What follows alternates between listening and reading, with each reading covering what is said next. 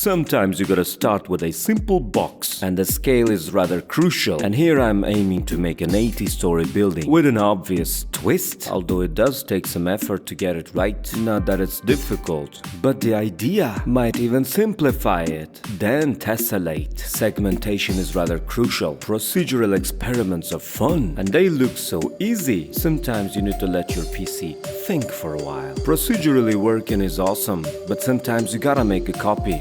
Might as well apply some materials, and trust me, it's never too early or too late. Some surrounding would be nice, also procedural. Yes, procedural noise is awesome. And now we need to set up some views. Sometimes simple sun and sky is the best. HDRI sky with some clouds is also nice. Why not adjust some post effects while at it? Don't rush. Take as much time as you need to create shots that you like. Oh, sweet, sweet rendering. It's just beautiful.